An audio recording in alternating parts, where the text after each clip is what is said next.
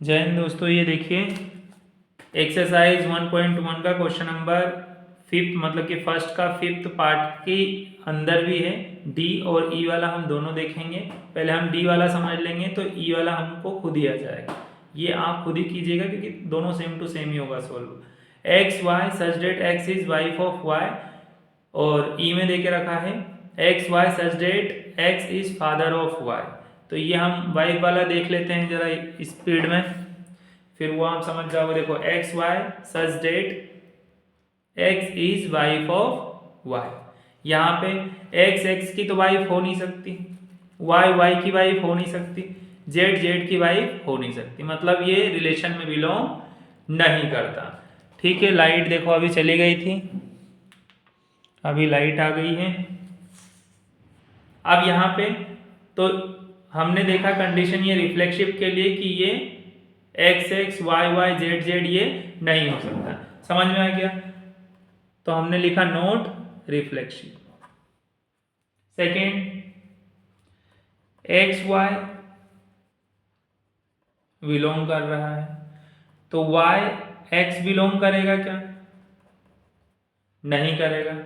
क्यों? देखो X Y, यहाँ पे उन्होंने बोला ना X is wife of Y, Y की अगर ये वाइफ है, X is wife of Y, Y की अगर ये एक्स वाइफ है तो क्या ये एक्स भी पति हो सकती है कभी? नहीं होगी ना। तो हमने यहाँ पे लिखा एक्स वाई ये रिलेशन के अंदर है, वाई और एक्स रिलेशन के अंदर नहीं है। तो हमने यहाँ क्या लिखा? Not symmetric. थोड़ा सजा के लिखना एग्जाम में, अच्छे से समझ लो पहले ध्यान पूर्वक। थर्ड क्या है? एक्स वाई, ये तो अपने को पता है कि ये रिलेशन के अंदर है। वाई जेड ये रिलेशन के अंदर है क्या? नहीं है। यहां पे जेड और एक्स है क्या रिलेशन में? नहीं है। तो हम क्या बोलेंगे? नॉट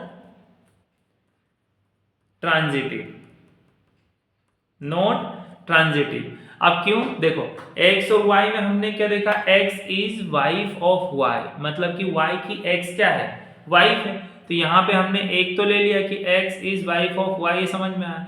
तो x अगर y की वाइफ है तो y तो हस्बैंड हुआ ना x का। तो यहाँ पे ये किसी के साथ थोड़ी ना फिर से ये मतलब रिलेशन में आ सकता है। तो यहाँ पे ये रिलेशन पॉसिबिलिटी में तो मतलब पॉसिबल तो है नहीं।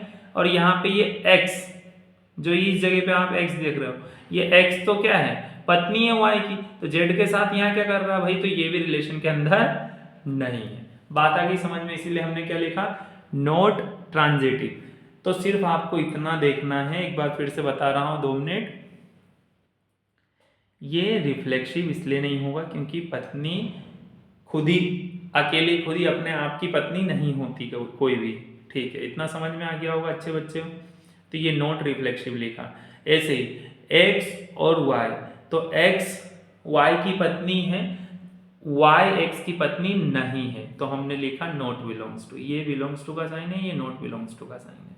ठीक है, तो हमने लिखा नॉट सिमेट्रिक। एक्स और वाई, एक्स और वाई हम जानते हैं कि भाई हाँ एक्स वाई की पत्नी है, तो हमने यहाँ रिलेशन के अंदर लिखा। लेकिन वाई क्या जेड की पत्नी है? ये तो पति है ना एक्स का, ध्यान से देखो, वाई पति है एक्स का। तो यहाँ पे ये जेड की पत्नी हो सकती है क्या? ये नहीं होगा ना। ये ऐसे ही जेड एक्स की पत्नी हो सकता है क्या? नहीं हो सकता, क्योंकि ये एक्स तो खुद ही पत्नी है एक्स वो वाई की। तो कोई डाउट तो नहीं है ना इसमें। अब कौन किसकी पत्नी है नहीं है, ऐसा अगर आपको समझ में नहीं आता है तो आप सिंपल एक चीज देख लीजिएगा, एक्स और वाई पे ध्यान रखना। एक्स और वाई जहां पे लिखा वो रिलेशन में रहेगा, और बाकी जितने भी हैं वो रिलेशन में नहीं रहेंगे। इतना समझ में आया नहीं आया? एक ही रिलेशन यहाँ पे बन रहा है, एक्स और वाई अगर साथ में है तो रिलेशन में लिखना, और बाकी सारे बिलोंग नहीं करेंगे। ये देखो एक यही कर रहा है सिर्फ, ये नहीं हो रहा, ये नहीं हो रहा, ये नहीं।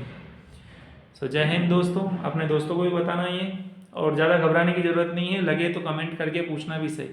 जय हिंद दोस्तों। जय भारत।